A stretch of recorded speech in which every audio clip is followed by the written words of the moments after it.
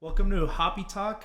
This is our first podcast. My name is Rick Rasso with Matthew Coles, and we're gonna rate some beers and just have a conversation that we've had for years. Yeah. Yeah, let's crack it open. Let's do it. So this is Lagerado crispy lager from Odell Brewing Company. All right, awesome. So we're gonna judge it off of color, aroma, and taste. That's what we'll do.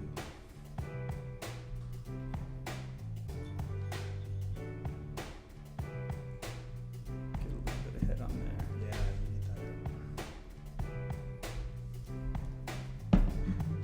you need Could I work at your brewery?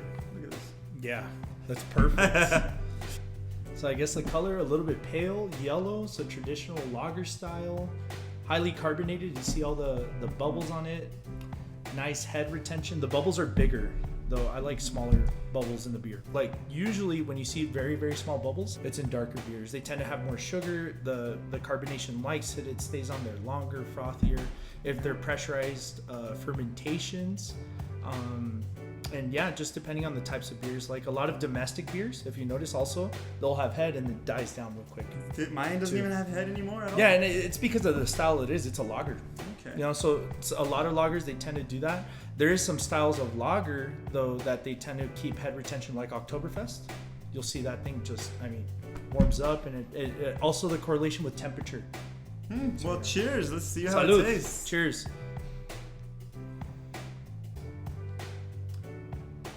That's a good beer. It is. I smell a lot of citrus in it. I think I have COVID. Just kidding. I smell citrus. What do you smell? I smell lager. Smell lager. I smell citrus. I taste the hop, but only in the front of the palate. Like it kind of dies down as it goes back on the front and the top. That's where you taste it, right? Like it's a little bit hoppy, but it's nice. It's not like an IPA or anything. This It's is just like really good. Yeah, I really enjoy it. Yeah. I'll take this over a Miller any day. Yes, for sure. Right? So Dos Equis is a lager as well, right? Yeah, so that's a Mexican lager. If I'm not mistaken, they tend to put corn in them in Mexico. Corn. Yeah, so that's what makes it a Mexican lager, and also where it's made. So they're considered adjuncts. So it'll give you ABV, it won't give you color, and it won't give you head retention. But if you have a beer that's made with 100% barley or wheat, torrefied wheat, oats, that's gonna give you a nice frothy head retention. And that wouldn't be a lager then, right? No. I mean, you can have like a black lager, which is like a stout, but you make it with lager yeast. So it ferments at the bottom, it ferments at colder temperatures. That's really rare though. That's really rare. I've only seen a couple of those. But yeah, no, this is really good. So anyways, yeah, the reason we're talking a lot about beer is because I own a brewery, and my cousin goes and supports my brewery, and we support a lot of art. He's an artist, a great artist. I have a lot of family that are very great painters and musicians, and yeah, they're at the brewery. I try and put a lot of that together to have a lot of that and support the local art for sure. Yeah. No, I'm actually really impressed with the taste. I guess I'm not a big lager fan. I like Dos Equis. And I think I like Dos Equis because my mom would serve me Dos Equis with flaming hot Cheetos and sour cream. Oh, dude, that's And I was like, it's such a good combination. This one, I don't know, after a long day at work, coming home and drinking this is great. It's good, and it's at, let's see, where's the percentage? Oh, that's important. I'm also a fan of high percentage alcohol. Oh, five. This one's 5%. 5%. That's So good. for a lager, it's That's- pretty good that's because high, usually yeah. lagers are like 4.1, 3.9, 4.2. So 5% lager, really That's good. Yeah, that's good. But yeah, but Colorado in general has really good beer, and I think a lot of it has to do with the water. Lagerado, got it. Colorado, yes. Yeah. Colorado, I don't know. Colorado, Lagerado. Yeah, it's good. Let's see, crispy lager. It is. You know, it is crispy. I liked it. The Beard Man that you had at the brewery. Yeah, that That one's one- pretty. Yeah, it's a that one's crispy really beer. good. Yeah. I like the crispy boys. That's what we call them in the industry. Just like a light beer that's highly carbonated. Almost tastes like seltzer, but you get that nice malt taste in it with hops. Yeah, It's light. Mine's still bubbling. That's good. I like that. It's not flat yet. and then you have the lacing. So that's always good. Like also here, you have the carbonation that's staying on the Yeah. side. That means it's well carbonated. And then the color's pale. And the taste is amazing. I love the hop. It's like a very sharp bitterness. So it goes and it goes away. Like you'll have it for a little bit, it goes away. And even the bitterness is good though. Yeah. But I also like IPAs. A lot of great things throughout history were founded upon alcohol. Christianity, right in the upper room with wine and bread. Beer. I think it was the German monks and the Belgian monks. Yeah, where they would fast for 40 days. Low alcohol beer, but very nutritious. So it depends. A lot of people say, oh, all beer has all nutrition. No, it depends. Certain beers do. Where you can just drink beer and it's enough nutrition to keep It you can't be alive. pasteurized. Yeah. Pasteurization. Kills the nutrients. Yeah, that, and then also, what's it called? If you have too much alcohol, it's probably really bad for you. If you're just drinking beer all day, you need it to be like a breakfast beer. But yeah, like Christianity in the upper room, our country, right? And in the tavern, I think after they signed the Constitution and stuff, they all drank. The Marine Corps, Christian, shout out to him. It was founded in a tavern. Like a lot of great things have happened in pubs and just over alcohol, and I think our bodies absorb alcohol so well. Try and drink a gallon of water, it's very hard, but drink a gallon of alcohol.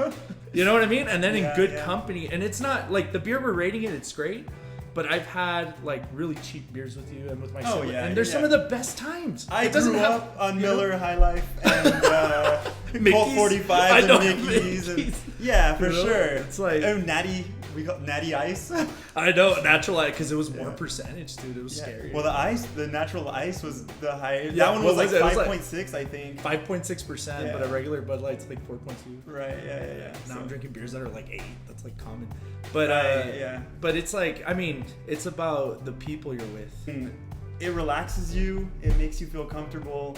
It opens up conversation. You ready for the second one? Yeah, dude, let's do it. What? A glass of water. Nah, a glass of water is Dos Equis. Just kidding. Oh my gosh. All right, so now we got the Dos Equis, Lager Especial. We're gonna be eating flaming hot Cheetos with sour cream. Sounds delicious. Yeah. Fun fact: Mexican beer might as well be German. Do you know that? Yeah. Why? Yeah.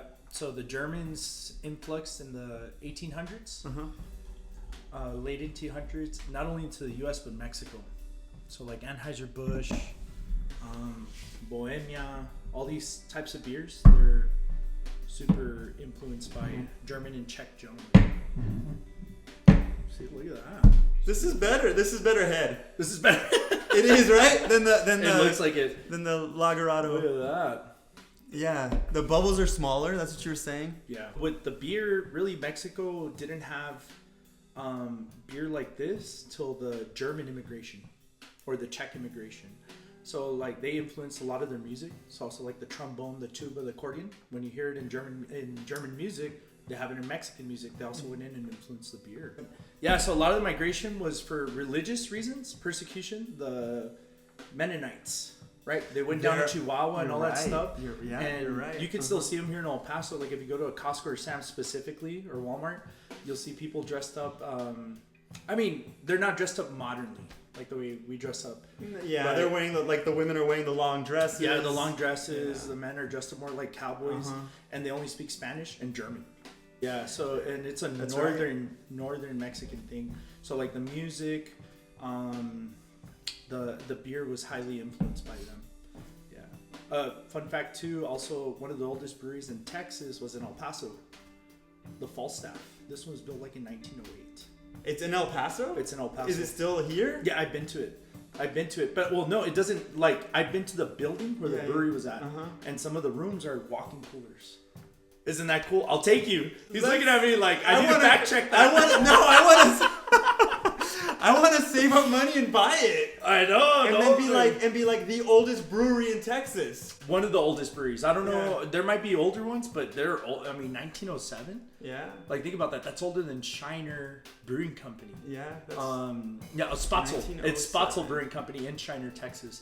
But the Falstaff, and the reason they struggled, it was during the Prohibition era. They had to close. So it was Falstaff. They closed and they reopened. And then I think they closed like in the 70s. But like the cans, they're collectibles. So sometimes you'll see them at restaurants here in El Paso, older restaurants, they'll have those cans and stuff from them. But yeah, and that was founded by a Czech immigrant. You can see the influence, the Czech German influence, because you go in there. Now there's a gallery, and I think they made a bar in there. And one of the portions of it, in the bottling house. It's on Lata and Fruta Street. Okay. We can go. Cheers. Oh, dude, with hot Cheetos. That's great. So that, if you notice with Mexican beers, you have like an earthy taste. It definitely has a way longer flavored pooling. It's still, right now, I feel it pooling. Yeah.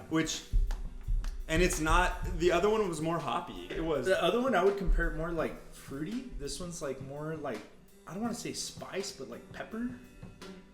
You know what I mean? Like there is a bitterness, but it's like more towards the back. Yeah. The other one, it's front palate, top. Yeah. Yeah. This one's more golden. It's golden and it's clearer.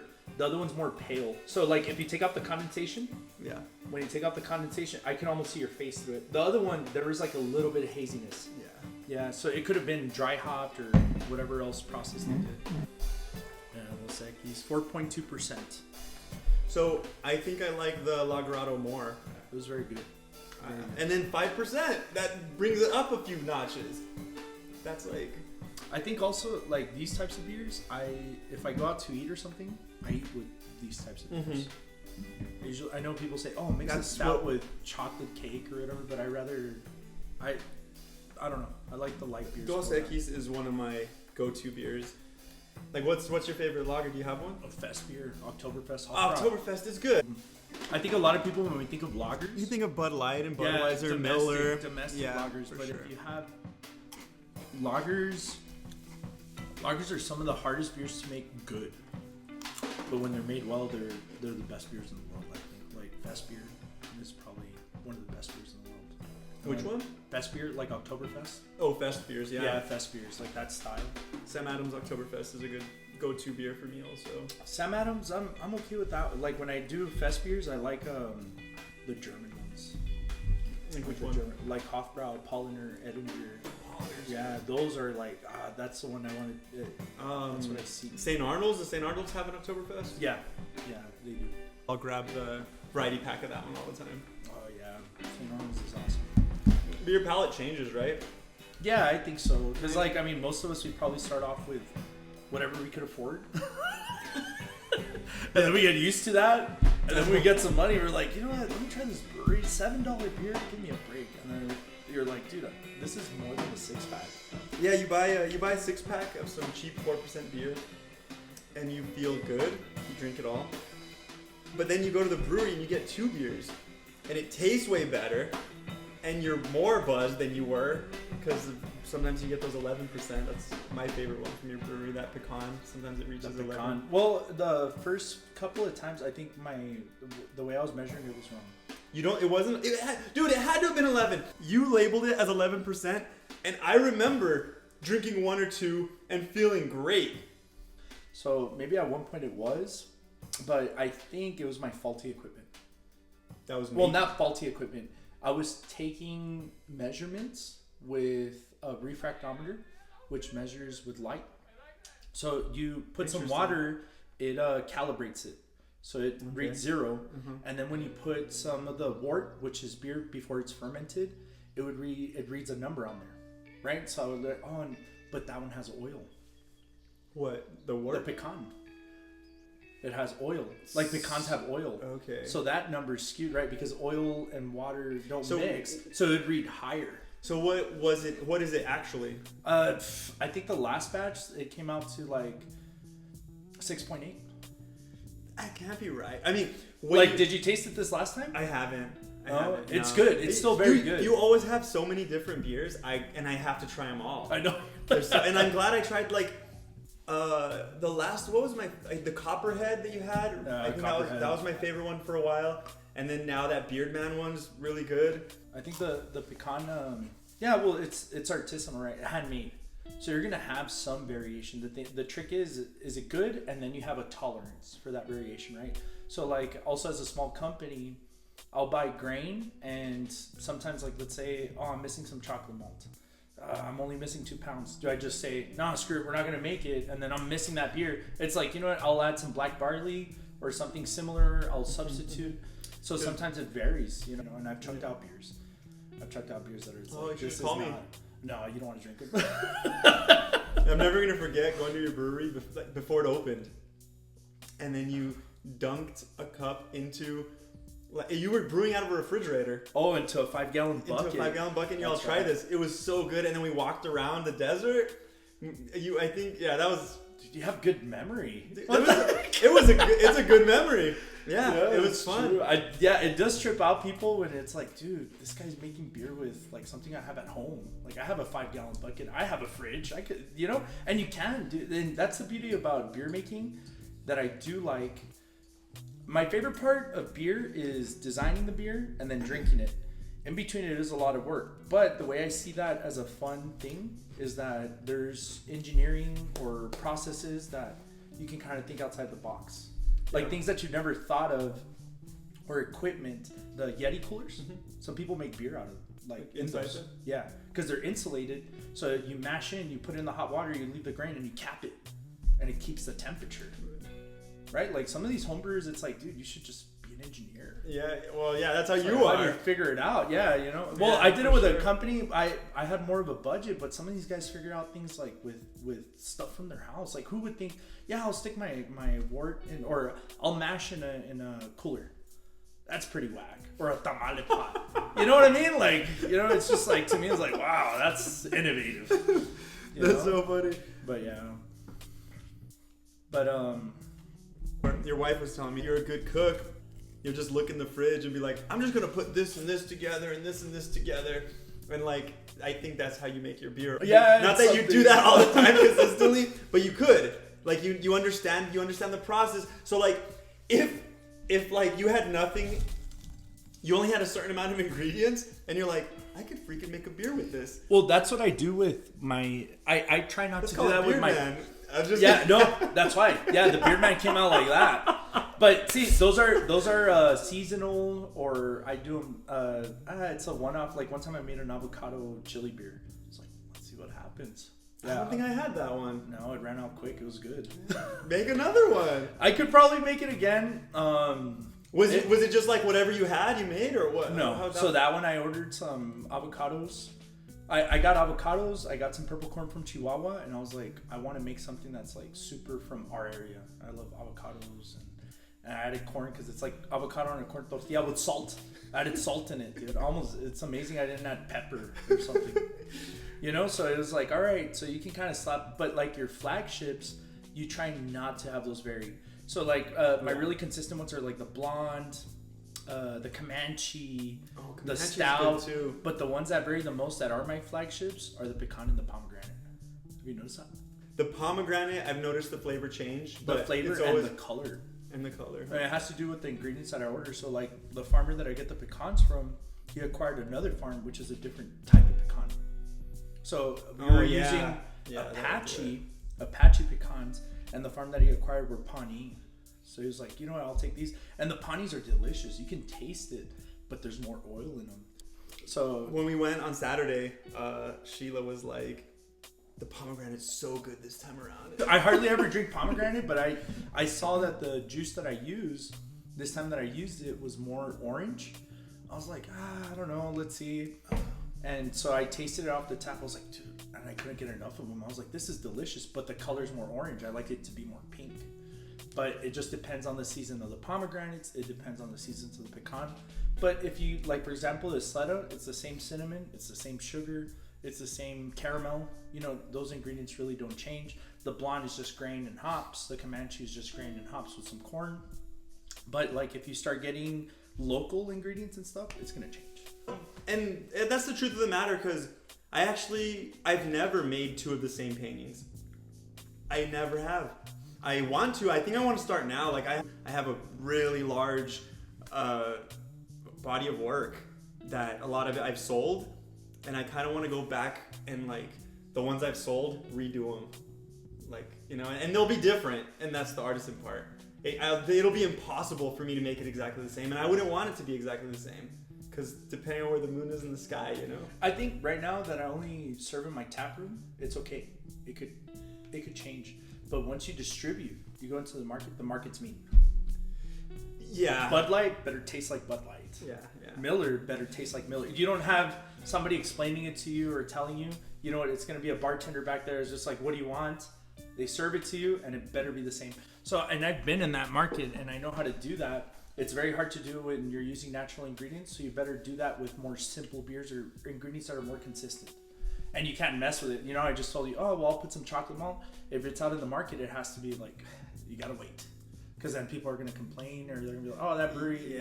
Yeah, I mean, but it's also, I agree with you. But that is the difference.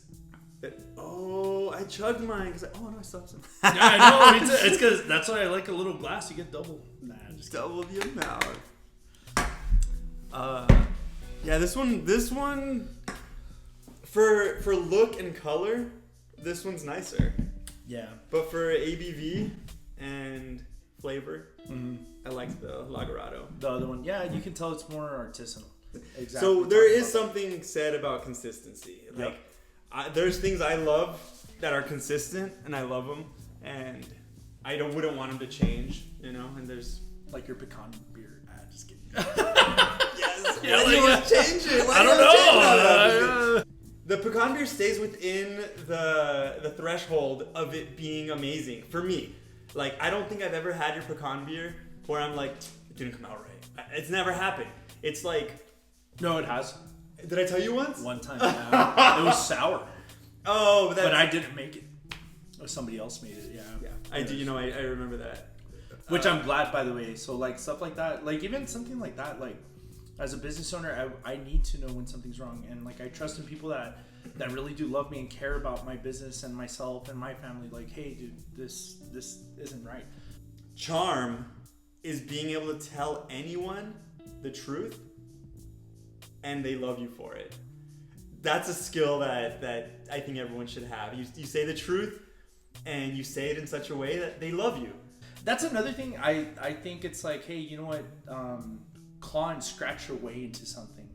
That's the way I see a lot of things. It's like, dude, other people have done it in history that don't have the modern equipment that I have now. The monks were making beer with cauldrons and wood barrels, sticking them in caves. And they were consistent. No, I don't think so. I doubt that. Maybe I think some of them were because, like, for example, like you know the scientific method. It came from Roger Bacon, Father Roger Bacon, who's a saint. So the scientific method about extracting things and then getting the same result over and over and over and over is a monk. The Big Bang came from a priest. That was Einstein's friend in the 40s or 50s. Isn't that? It's crazy that they try to use the scientific method to disprove God, and it was it's originally from the church. Yes. Yeah, it's originally because I think a lot of these monks and nuns and all that, the way a lot of them got paid was they would write the Bible. You know, you and me, we have the printing press, we have the internet and all that stuff. But before then, you wanted a Bible, it took a full 3 years' wages. It was worth as much as a house. So they would get paid. So the intellectual part, the way we argue, the way we have lawyers, the way we have colleges and discussions and all that stuff, it stems from the church. Because they were always searching for truth. Even this blew my mind. Hospitals. Yeah, came from the Catholic Church. There's a cross in every room. And they were the ones innovative because I think, if I'm not mistaken, Jewish people and Muslims couldn't touch dead bodies. They couldn't. But as a Christian, we believe in the resurrection of the body. Yeah. So it was okay to cut somebody open and let's see what's up with them. What happened? I mean, I'm serious. You know what? It was like, they're going to resurrect. You know? Da Vinci, yeah. I know. So it was like, there was a lot of medicine and innovations and different types of surgeries and stuff because of Christianity and stuff. And I'm not saying the other cultures didn't, like Islam too. I mean, there were so many innovations with them, right? The numeric system that we use now. But, yeah, dude. Yeah, the scientific method. So doing the same thing over and over and getting the same result. And why do we get the same result if we put this through this process? Consistency. So it's like, you know what? So maybe, they were probably consistent at it, but it took a lot more time, a lot more effort with very minimal resources. compared to now, I got stainless steel equipment. I don't even think stainless steel was invented till like World War II. I don't Before know. it was like copper. Yeah, stainless steel is like a more modern. I don't think it's over 100 years old. Really? Yeah, stainless steel and titanium. Titanium, they would use a Kroll process to extract it. They still use that, and it's very expensive. It's costly. That's why titanium.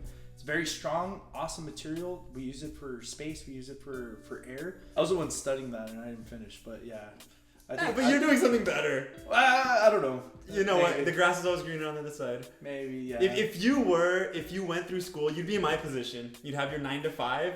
You'd be working, doing stuff, and you'd be like, I should have started that brewery.